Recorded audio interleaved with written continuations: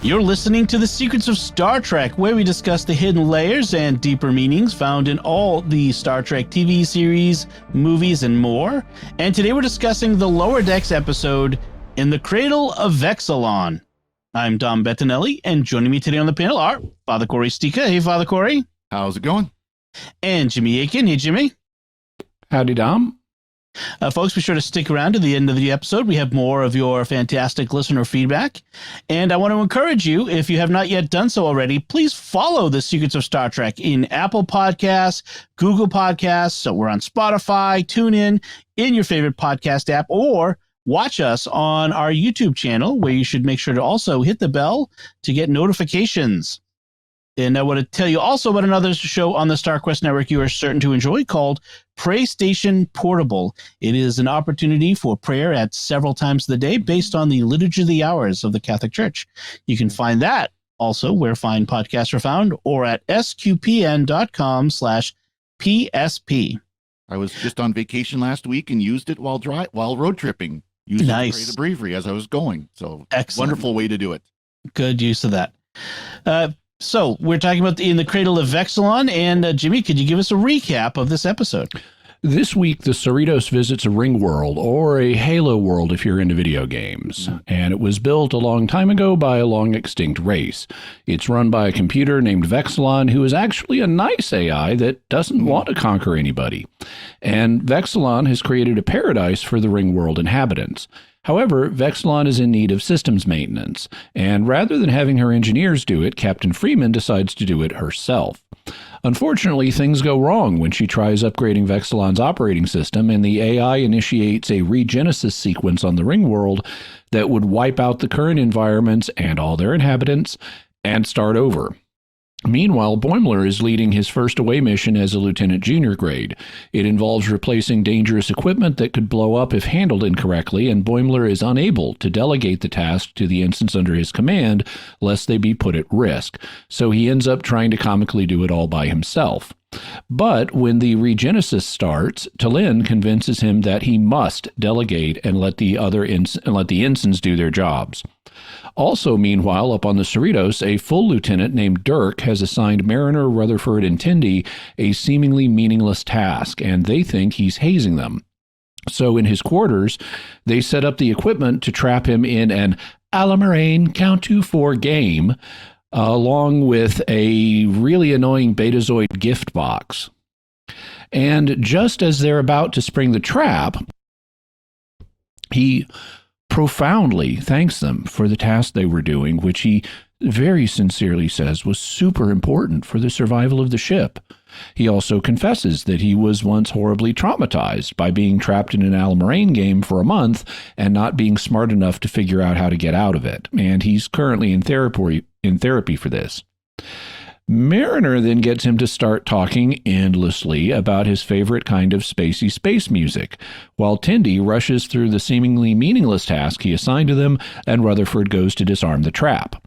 Unfortunately, Rutherford gets trapped inside the game with the gift box, but he rushes through it as well. Then he sneaks the equipment out of Dirk's quarters. Back on the planet, Boimler's team completes what they needed to do with the dangerous equipment, but it starts overheating. Boimler orders the ensigns and T'Lyn to safety, and he stands watch, ready to shut down the equipment as soon as Captain Freeman gives the word. She completes the computer repairs and gives the word, but Boimler hits the switch a fraction of a second too late, and the equipment explodes.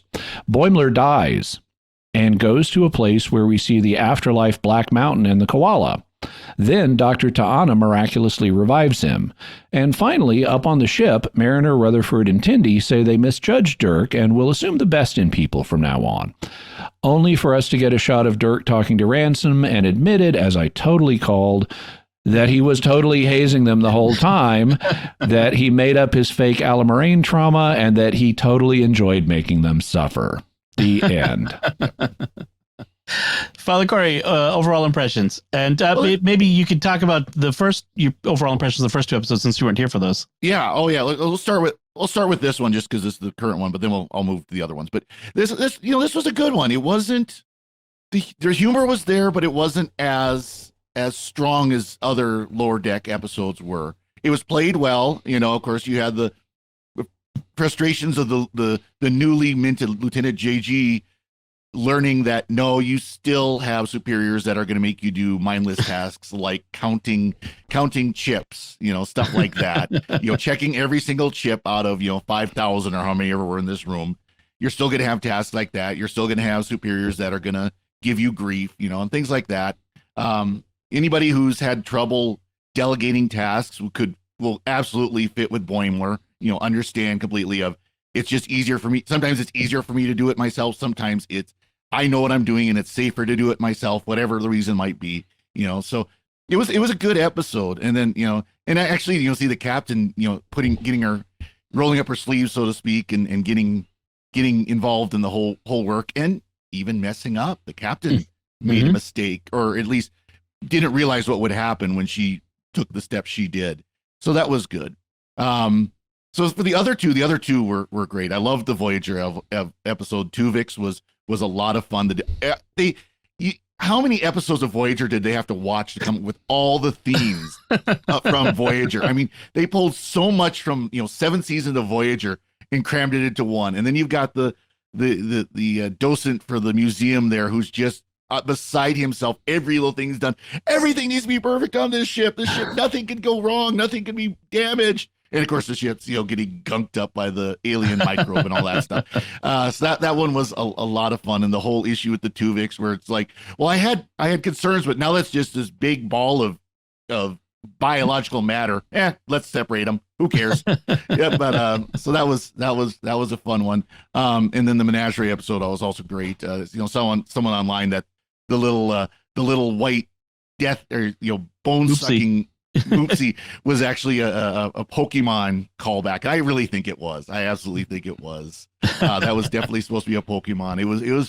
That was a lot of fun as well, and especially when the humans they were there to save were actually the ones causing the problems in the first place, so they just left them there. So I've enjoyed this season so far. This has been another very good 3 episodes of Lower Deck so far.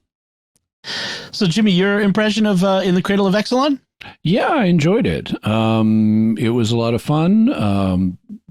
We did have this interesting dynamic of the lower deckers as now lower middle deckers, where you've got Mariner, Tindy, and Rutherford getting mistreatment from above, and you've got Boimler trying to manage people below him. So we had kind of both of a look up and a look down on their current situation.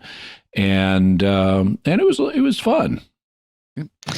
Yeah, I like this one, not as much as the first 2 of the season, but I did enjoy this. Some of the things you said, Father Cory, and there's an interesting dynamic now where they are these lower middle deckers. It started to feel a little bit like The Office, where you have these crazy things that happen that would that are not real. They're parodies of stuff, but there's still this sense of, I don't know, these interactions, and you know the characters now. It's 4 seasons, and you understand who they are, and you don't have to explain everything, and you just kind of jump into the story, and they are who they are, and that interaction can be funny. So I enjoy that. And as usual, Lower Decks just packs so much in. For 22 minutes, my outline had 35 points in it. Yeah. Right. I also should mention, talking again about the previous episodes, but this as well is, and of course, the lower deckers, they're much faster to promotion than Harry Kim. So, yeah. Which of course they called out in the Voyager episode. Yes, that was good. So we have this ring world Corazonia in a bespoke star system, which I think is an interesting thing within an environmental controlling computer called Vexilon, where we've seen homicidal, maniacal supercomputers before called out. As Father Cory's got the mug. Self-aware megalomaniacal computer storage mug. Exactly. But Vexilon, for a change, is not one of those, although it does. It's old and malfunctioning, and therefore it's still a problem. And all the residents of the planet are, or of the ring world, are poets and artists and the like.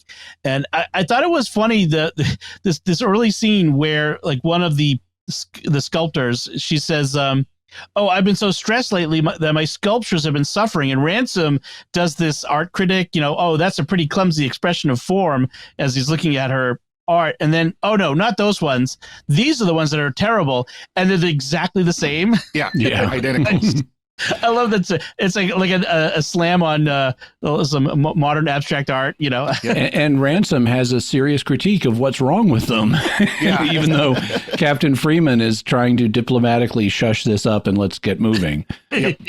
Talking about the artists and poets thing, this is parodying a trope in science fiction where you have, it's kind of like famous past lives in reincarnation studies where everyone's someone famous, and that's just not practical in a lot of science fiction. Everyone's an artist or a poet or whatever. I remember reading, I think it was Marion Zimmerman Bradley, although I apologize if I get that wrong, but I think it was Marion Zimmerman Bradley. And I was reading one of her ethological works of science fiction where she's describing a society, and her narrator is, of course, like an artist. And you get the impression that everyone in the story is an artist or a scientist or something like that. And,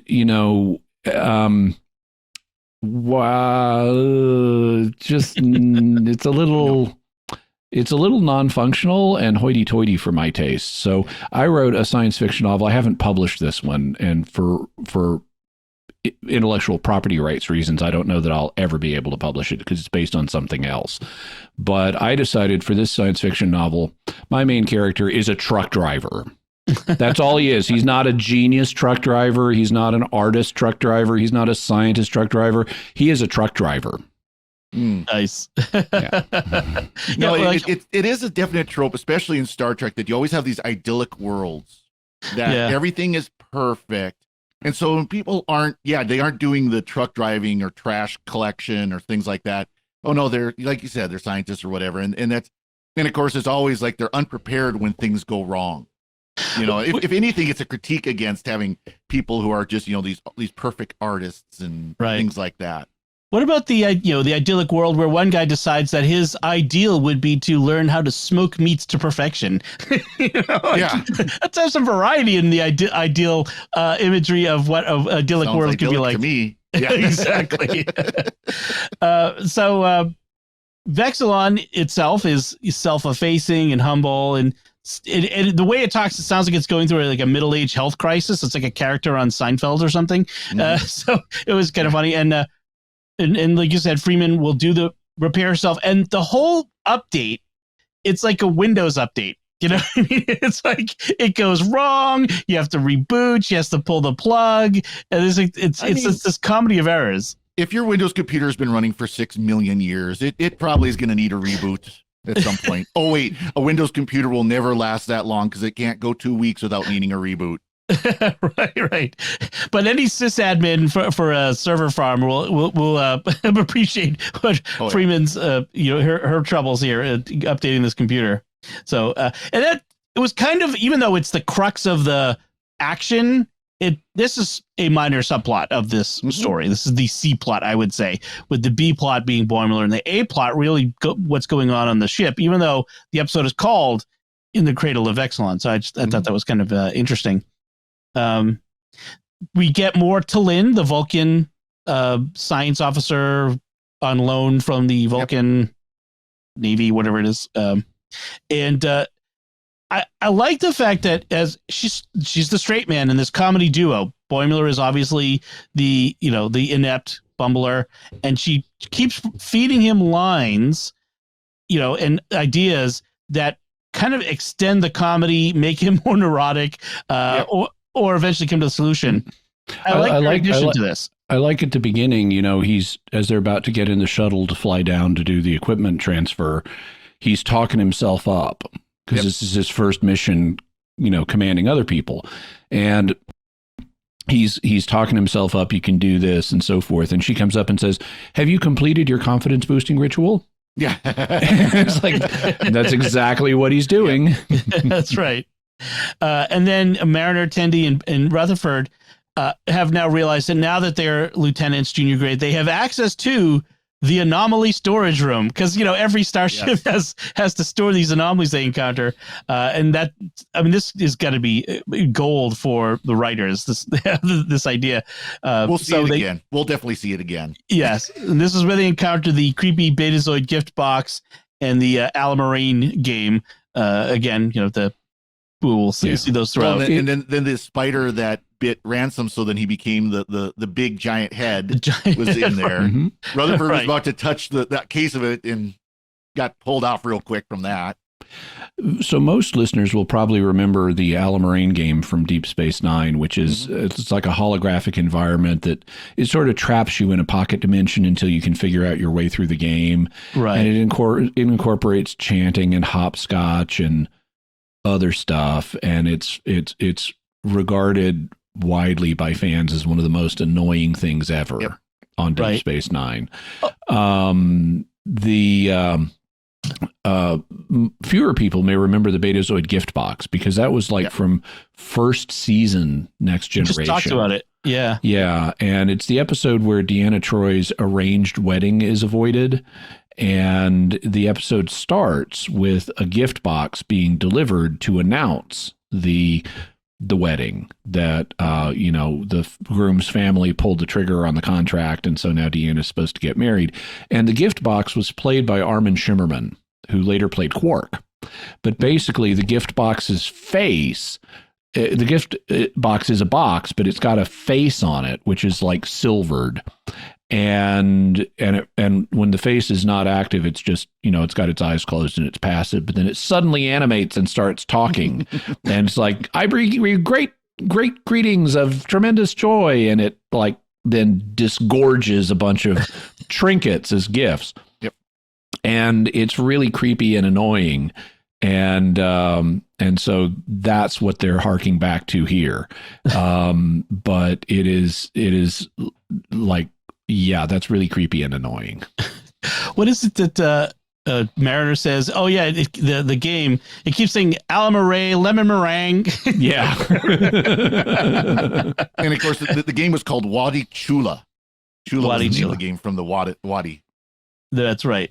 Race. And in fact, as Rutherford's racing through it inside, he's kind of running by he knows exactly all. It's like he's doing a speed run, basically, like a Mario Brothers speed run. He's doing a literal speed run through the game, and the Wadi guy in it is very disappointed because he won't stay and play the game. No time.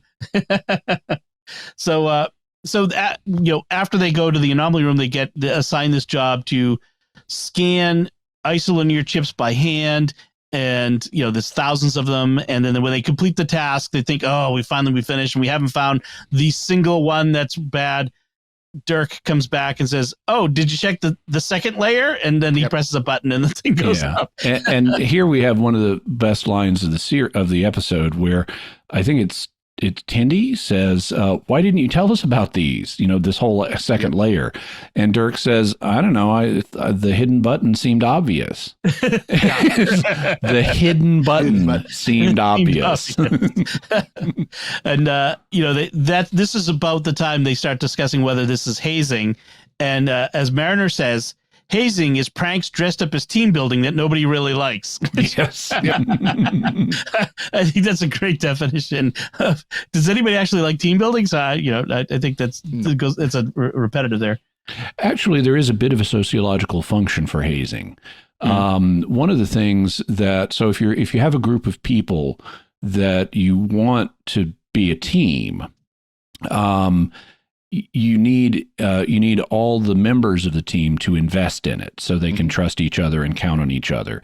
And one of the ways of achieving that is by making new members suffer to be part of the team, because that way they invest in the team and they're showing their commitment to the team to the other members who now know, okay, we can count on this person.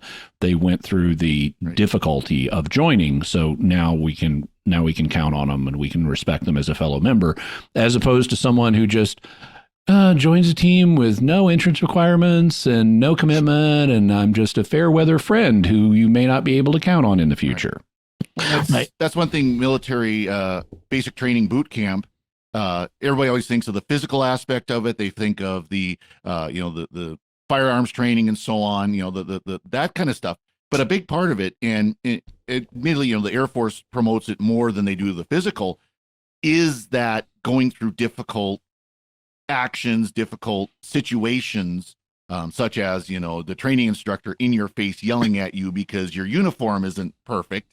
Because it does help you, again, build up as part of the team. The Air Force was clear, at least when I went through it, the purpose of basic training is to break you down as a civilian and to build you up as a member of the Air Force team. Yeah. Right. So that's hazing plays that same role in smaller teams and smaller groups. And part of it too is kind of, human nature of people we like, we give them a hard time. We give them grief. We, gentle ribbing and things like that. So Yeah. I mean, it kind of comes off of that as well. Yeah. And there's good and bad hazing too. Like some people may be thinking of like fraternity hazing, which is dangerous and is often banned on college campuses. But light hazing, ribbing, it's part of the importance of initiation rituals. Yeah. It depends on the group, and the more serious the group, and the more danger the group's going to involve, the more serious the hazing and difficulty of joining needs to be. Yeah. Because if this is a super serious group that's like going to go into lethal combat, well, you need people who are really committed to doing it right. Yep. Like SEAL team buds training, which is serious hazing. Versus Boy Scouts, where you have like snipe hunts going to get a left-handed smoke shifter. That was a popular one too. I did that to my kids. I managed to not experience either of those. I've read about snipe hunts, but I have no clue what a left-handed smoke shifter is. Or left-handed smoke bender was the one that we always did. Yeah. The smoke's getting in my face off the campfire. Can you go get to the box, the equipment box, and get me the left-handed smoke bender? And then, they never come back. So, one thing I did like about the update is the update of Vexilon is at one point they have a frozen progress bar. And I'm like, oh man, everybody can sympathize with that. That was good. Well, then you had the crash screen where it looked like, an apple or something like that crash screen, and it's just completely blank. X.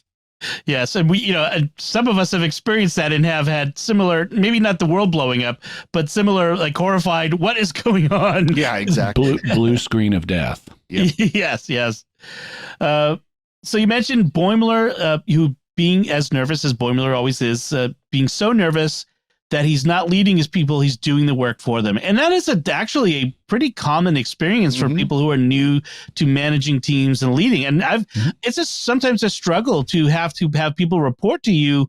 Like, I know it would be faster for me to just do it than for me to explain it. It's sometimes a problem. But in this case, for Boimler, especially once Tillin gives him the stats on death rates for ensigns under new lieutenant's junior grade, is he's like, I just am afraid that I'm going to get them killed. So I'm just going to do it. And that they won't have to worry about that. But it's a real leadership issue, which I think is a fun way of exploring it. So he ends up doing it all.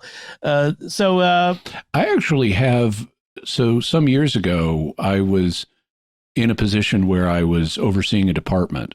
And it was the first time that not the first time I'd had people reporting to me, because I'd been assistant manager of things before, but it was the first time I was a department head, and it was interesting for me being someone who gives orders rather than just taking them. And it was kind of the first time I was in a position where I had to do that on a regular basis. And as my way of dealing with it, I said, I'm going to pretend this is next gen. And so I'm going to say, how would Captain Picard handle this? And it actually, because they've got an extremely functional work environment in next gen. Captain Picard is a manager. He does not have a problem delegating. He does not take everything on himself. He's got a competent crew that he trusts to do their jobs and to be competent. So I said, that's the attitude I'm going to take. I'm going to say, okay, this is effectively like next gen. and I'm going to try to act in the most reasonable way. I'm going to be like Picard. I'm going to listen to people. I'm going to make decisions. I'm going to give them instructions, and then I'm going to let them do their job and trust them to do it and not second guess them all the time. And it actually was a good management strategy. Mm. Well, the interesting thing too with this one, of course, is he's just been promoted to a higher rank, and now he's over people he's been working with.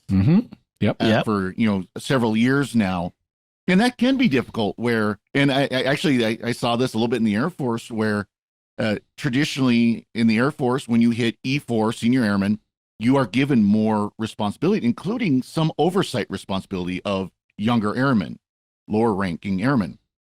And that was kind of a weird feeling where, like, literally the day I put on the rank, my supervisor has said, "Hey, I've got to be out for the afternoon. You're in charge." And he meant it. It wasn't like of a joke. It's like, no, if something's up, you need to take care of it. And that's a really strange feeling. So I see where Boimler was coming from in that, where it's like, oh, I'm not just responsible for myself. I'm also responsible for others. I think there's a book, by the way, about like the leadership. Everything I needed, I learned on Star Trek. Right. Well, it was like one that was specifically about like leadership principles from Captain Picard or something like that. Yeah. It's going to be interesting. So they set up this elaborate prank in Dirk's quarters, including the Betazed box. And when Rutherford gets out, the Betazed box gets zapped, and I think it's by the same thing that zaps Picard, which makes him live a lifetime in a moment. In fact, is that the episode title or something along those lines? That's why Inner Light. Yeah, Inner Light. Yeah, because the box says, "Was that an alternate universe? Or did I just live an alternate life?" Yeah, sorry about that. I miss my wife. Which is funny, given that the line from we'll talk about in our feedback, and the line from Tuvix, I miss my wife. So maybe that's gonna be a theme. But yeah, the box was foul mouthed the first time we saw it, wasn't it? Like they bleeped it. It's kind of, because that was I it didn't was catch deranged. why. It was deranged. It was right. It was annoyingly annoying. It was also deranged. That's right. So Boimler is killed in the explosion, as you mentioned. And he has this experience, which I really feel like they're really developing this afterlife idea of he's sitting in this room, which kind of reminded me of the room that Picard was sitting in with Data in the afterlife. And I thought that's where they were going with it. And then we see the koala there, and I just love the idea that they've made this the afterlife. And we see the Black Mountain out the window, right? And then the koala comes up to him and says something, but we can't understand what it is. Yeah. I want to believe that it's a drop bear, not a koala. I just want to go. So, well, they are death koalas, so. Yes, exactly. He only has a minute. We don't get to see the return ritual because he's only there for a minute, and then he's shocked back to life in his body. And Dr. Ta'ana says, "Holy blank, I can't believe that worked." Oh boy. Well, and Boimler wakes up, get it off me. He's trying to get the koala away from him, That's how he wakes up. And then he dies again, and Dr. Ta'ana turns to her assistant and says, "Give me 30 cc's of whatever that was that worked the first time." So that was funny. And then I also like Ransom. Comes up to him at one point and he's like, "Well done, Mr. Boimler. You never forget your first death. Only more and more dangerous missions from here on out."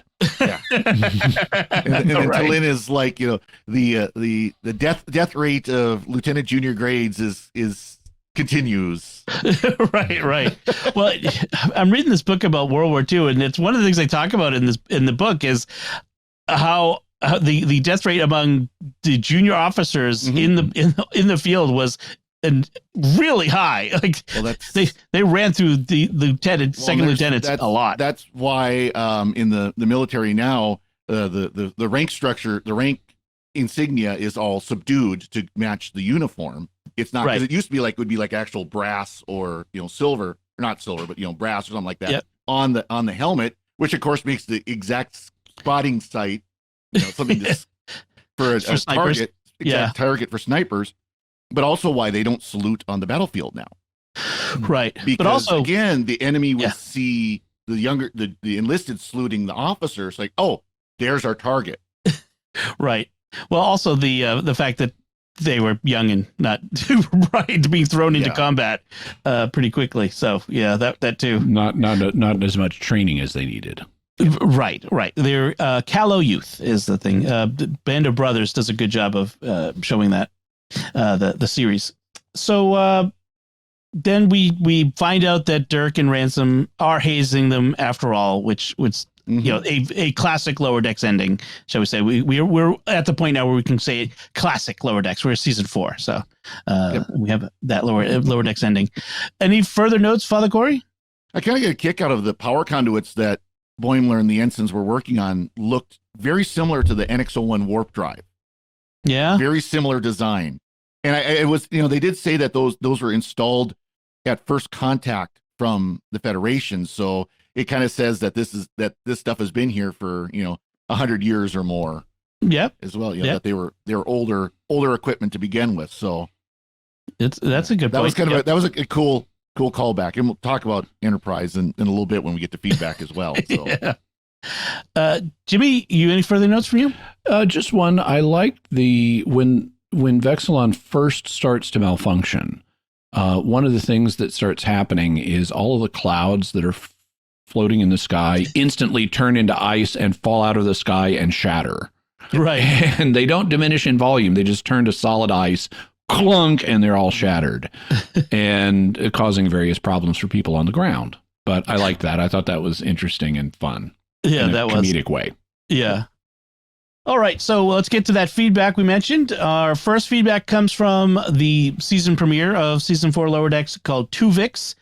Kelly on Facebook. TWOVIX. Yes. And Kelly on Facebook wrote just simply hashtag justice for Tuvix, Tuvix, the original Tuvix. But then she went to YouTube and she gave us this comment. I'm so glad that Lower Decks is back. This was hilarious. I love the focus on Voyager. I wonder if next season we'll get an episode focused on Enterprise. There were so many. Yeah. Go ahead. Keep going. Yeah. There were so many deep cuts in this. I think the biggest laugh out loud moment for me was when the Irish guy from Fairhaven said, "I miss my wife." Originally, that holodeck character had a wife, but when Janeway started lusting after him, she told the computer to delete the wife. So speaking of the Enterprise, they have said the producers of Lower Decks has said they will be starting to pull in more Enterprise content. So we probably will get an Enterprise-centric episode, if not this season, next season. So I'm looking forward to that. That could be good as well. Hopefully they'll call out the supposed rumored last episode where it was all just a holodeck program.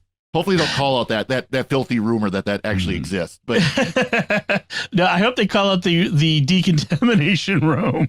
Oh yeah, that'll definitely happen for dad content.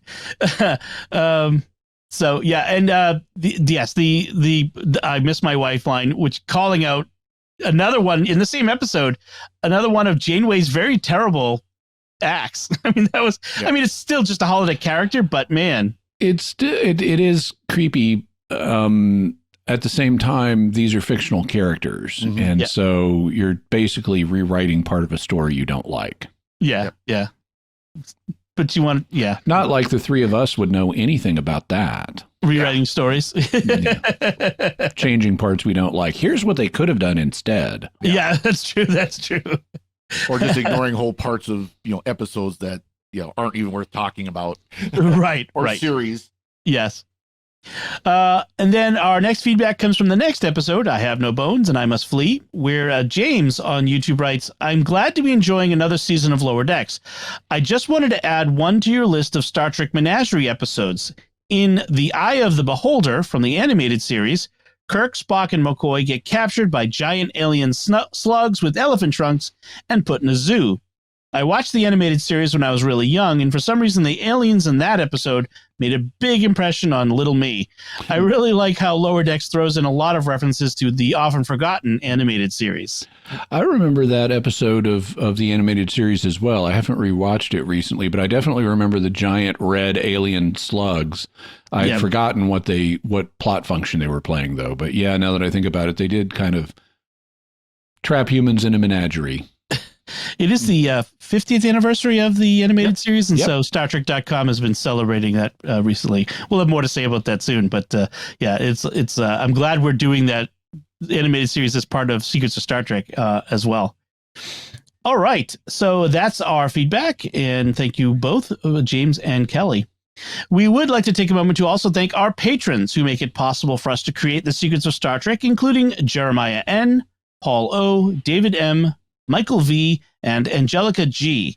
Their generous donations at sqpn.com/give make it possible for us to continue the Secrets of Star Trek and all the shows at StarQuest, and you can join them by visiting sqpn.com/give. This StarQuest show is brought to you in part by Sam Castry Law, LLC, focusing on business and entertainment law in the greater Chicagoland area and intellectual property law across the U.S. Learn more by visiting castrylaw.com, CASTREE law.com. Licensed to practice in Illinois and before the United States Trademark Office. So that's it from us. What did you think of the Cradle of Vexilon? Or in the Cradle of Vexilon? Let us know by commenting on the show at sqpn.com/trek, our Facebook page at facebook.com/StarQuestMedia, or send an email to trek@sqpn.com, or visit our Discord community at sqpn.com/discord. And you can, of course, watch us on the Secrets of Star Trek on our YouTube channel at youtube.com/StarQuestMedia, where you can leave a comment and be sure to subscribe and like. We'll be back next time when we'll be discussing the next new episode of Lower Decks. And until then, Jimmy Akin, thank you for joining me and sharing the Secrets of Star Trek. Thank you, and live long and prosper. Father Cory Sticha, thank you as well. And thank you, Dom. And once again, I'm Dom Bettinelli. Thank you for listening to the Secrets of Star Trek on StarQuest. And remember, I am Vexilon. Welcome to your new world.